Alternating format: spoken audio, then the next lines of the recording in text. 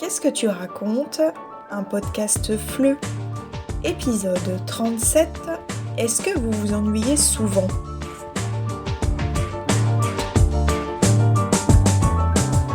Bonjour à toutes et à tous et bienvenue dans l'épisode 37 de Qu'est-ce que tu racontes? Aujourd'hui, je vous propose de travailler sur le thème de l'ennui. Quand j'entends le mot ennui, l'image qui me vient spontanément à l'esprit est assez caricaturale, c'est-à-dire volontairement simplifiée et un peu exagérée. J'imagine facilement une personne seule, chez elle, qui regarde autour d'elle sans savoir quoi faire de son temps. Une personne qui attend que quelque chose se passe mais sans vraiment agir. Cette représentation est très répandue et pendant longtemps c'est aussi celle que j'avais en tête. Pourtant, si je regarde ma propre vie, je me rends compte que ce type d'ennui ne m'arrive presque jamais. Je suis constamment occupée par des obligations, autrement dit des choses que je dois faire, que ce soit dans ma vie professionnelle ou personnelle. Préparer mes cours, donner mes cours, faire le ménage, les courses, la lessive. Et quand tout cela est terminé, il me reste encore beaucoup d'activités que j'aime vraiment faire. J'ai souvent l'impression de manquer de temps, c'est-à-dire de ne jamais avoir assez de temps pour tout faire parmi tout ce que j'aimerais faire. C'est sans doute pour cette raison que je dis souvent, comme beaucoup de personnes aujourd'hui, je n'ai pas le temps de m'ennuyer. Mais plus j'y réfléchis, plus je me dis que cette définition de l'ennui est trop limitée. L'ennui ne signifie pas forcément ne rien faire. On peut aussi s'ennuyer en étant très occupé. Et c'est là que ce sujet devient plus personnel pour moi. Je crois que j'ai un fort besoin d'être stimulée intellectuellement, c'est-à-dire d'avoir des activités qui répondent à ma curiosité, qui me donnent l'impression d'apprendre ou de découvrir quelque chose. J'ai souvent envie de nouveautés, de changements. Rester longtemps dans une situation qui ne m'apporte rien de nouveau peut devenir difficile pour moi. Dans ma vie personnelle, ce besoin n'est pas vraiment un problème parce que j'ai une certaine liberté de choix. Je peux décider de lire, de faire une activité manuelle, de sortir, de rencontrer des gens, etc. En revanche, dans ma vie professionnelle, c'est plus compliqué. Le métier de prof, comme beaucoup d'autres métiers, comporte des aspects répétitifs, c'est-à-dire des tâches qui reviennent régulièrement et qui changent peu avec le temps. Il faut expliquer les mêmes règles, revoir les mêmes points de grammaire, suivre un emploi du temps qui se répète semaine après semaine. La langue française que j'enseigne ne se transforme pas tous les jours, et cette stabilité peut parfois devenir source d'ennui. Cet ennui professionnel représente pour moi un vrai défi, autrement dit quelque chose que j'ai du mal à gérer. Il m'arrive de manquer de motivation, non pas parce que je n'aime pas mon métier, mais parce que je sais qu'à certains moments je vais forcément m'ennuyer. Je crois que j'ai une faible tolérance à l'ennui, c'est-à-dire que je le supporte assez mal. Je ressens alors une forme de malaise, comme si cet ennui me mettait face à quelque chose que je préférerais éviter, sans réussir à expliquer exactement pourquoi. Quand je compare avec le passé, j'ai l'impression que je m'ennuyais moins avant. Par exemple, quand j'étais étudiante, j'adorais cette période de ma vie.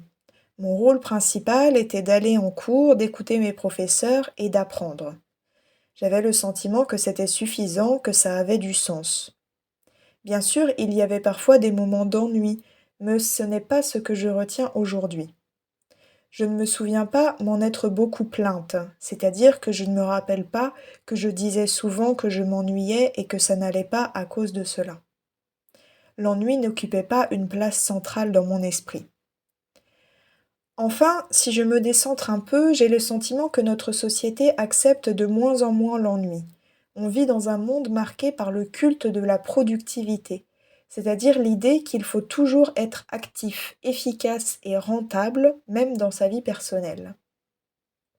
À cela s'ajoute le téléphone portable, toujours à portée de main, qui permet d'éviter le moindre moment vide. Il suffit de scroller, autrement dit de faire défiler des contenus sans fin, pour remplir le silence ou l'attente. Dans ce contexte, l'ennui est souvent perçu comme une perte de temps, alors qu'il pourrait peut-être aussi être un moment utile.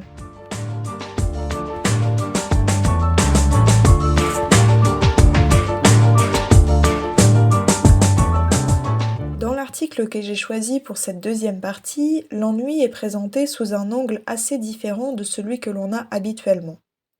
Patrick Lemoine, psychiatre et spécialiste de ce sujet, explique que notre difficulté à rester seul avec nous-mêmes est aujourd'hui très visible à travers notre addiction au numérique, c'est-à-dire notre tendance à utiliser le téléphone ou les écrans dès que le moindre vide apparaît. Pourtant, selon lui, l'ennui n'est pas forcément quelque chose de négatif.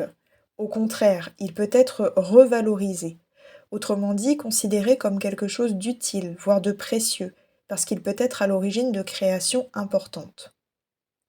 Il distingue d'abord deux formes d'ennui. D'un côté, il y a l'ennui pathologique, un ennui lié à la dépression ou à certaines maladies psychiatriques qui est douloureux et qui n'apporte rien de positif. De l'autre, il parle d'un ennui normal, qu'il considère comme indispensable.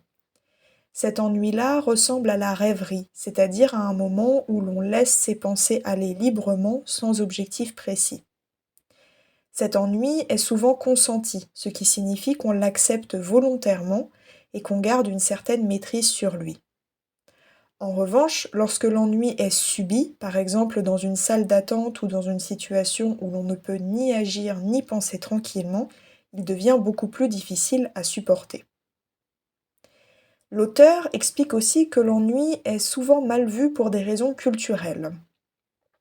Dans la tradition catholique, par exemple, ne rien faire pouvait être associé à l'ascédie, un état considéré comme négatif chez les personnes religieuses parce qu'il éloignait de Dieu et des obligations collectives. Ne rien faire, c'était risquer d'avoir de mauvaises pensées.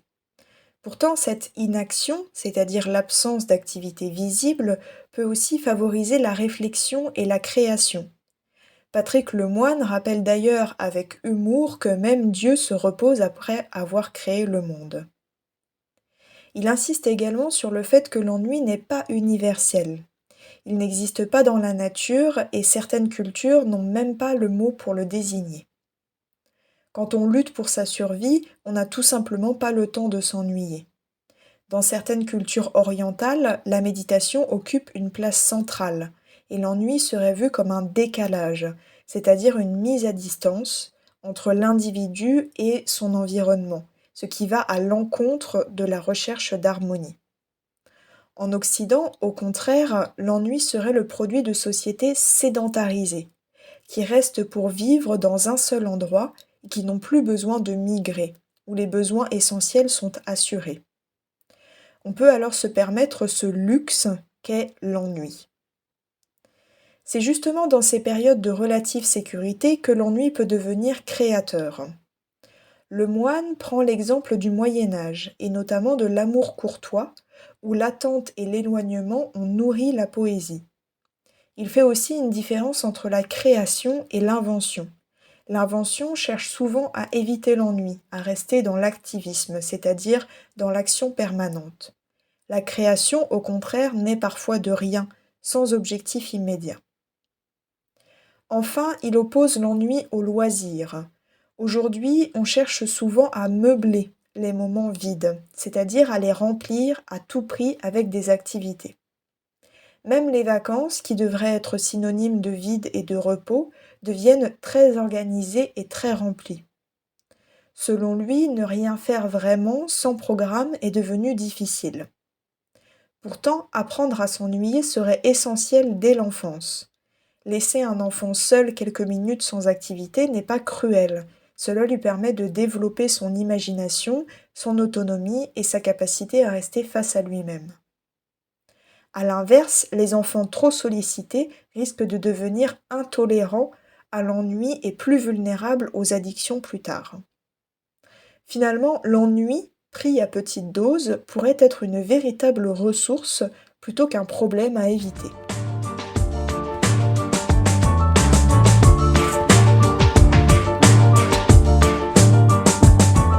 Pour terminer cet épisode, prenons un moment pour revenir sur quelques mots et expressions importants entendus dans les deux premières parties afin de mieux les comprendre et de pouvoir les réutiliser.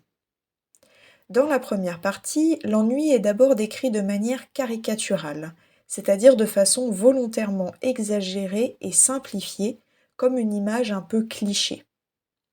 On l'associe souvent à une obligation, quelque chose que l'on doit faire sans l'avoir choisi et qui laisse peu de place au plaisir. À l'inverse, certaines personnes ont besoin de se sentir stimulées intellectuellement, c'est-à-dire d'avoir l'esprit occupé par des idées nouvelles, des réflexions ou des apprentissages. Lorsque les tâches deviennent répétitives, qu'elles se reproduisent toujours de la même manière, elles peuvent alors représenter un défi, quelque chose de difficile à accepter ou à surmonter au quotidien. Dans ce contexte, on peut avoir une faible tolérance ou au contraire une forte tolérance à l'ennui, selon la capacité que l'on a à supporter ces moments sans frustration. Il arrive aussi que l'on finisse par se plaindre, c'est-à-dire exprimer son mécontentement ou son agacement face à une situation. Et tout cela s'inscrit dans un contexte plus large, celui du culte de la productivité, une façon de penser qui valorise le fait d'être toujours occupé, efficace et utile. Dans la deuxième partie, l'article cherche à revaloriser l'ennui, autrement dit à lui redonner une image plus positive. Il distingue notamment l'ennui pathologique qui est lié à la souffrance physique et à certaines maladies, d'un ennui plus sain et plus normal. Cet ennui, qu'on peut appeler positif, se rapproche de la rêverie, un état où l'esprit vagabonde librement sans objectif précis. Il s'agit d'un ennui consenti, c'est-à-dire accepté volontairement et non subi. Cette expérience passe souvent par l'inaction, le fait de ne rien faire extérieurement, ce qui peut créer un décalage entre la personne et son environnement habituel. L'article rappelle aussi que l'ennui est surtout lié aux sociétés sédentarisées, où les besoins essentiels sont assurés et où l'on ne lutte plus en permanence pour survivre.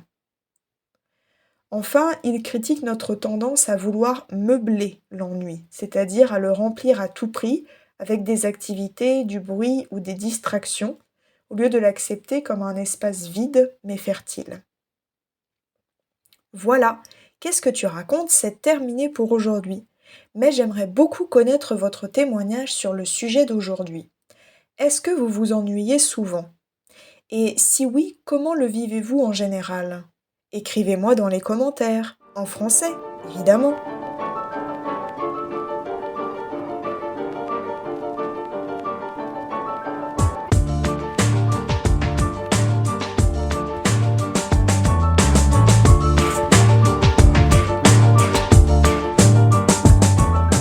Ce podcast est le fruit de la collaboration heureuse et inédite de deux écoles de langue se trouvant sur deux continents différents, mais ayant en commun un objectif, celui de vous apprendre le français et de le faire de la meilleure manière qui soit. La première, Centrum Saluola, est une école polonaise située à Varsovie. Spécialisée dans l'enseignement en ligne, elle propose des cours pour adultes, enfants et adolescents en petits groupes. Si vous êtes ambitieux, déterminé, méthodique et appréciez le sentiment d'efficacité, vous êtes au bon endroit. C'est exactement la méthode de travail de son équipe de professeurs qualifiés. Le deuxième pilier de cette collaboration, Fais-le en français, Do It in French, est une école basée à Ottawa, au Canada, et ses professeurs, tout comme ses clients, se trouvent un peu partout dans le monde. Son mot d'ordre? Chacun peut apprendre le français, y prendre du plaisir et devenir un véritable francophone dans le bien-être et la convivialité. Venez apprendre avec un collectif de professeurs de français professionnels et indépendants motivés pour vous aider.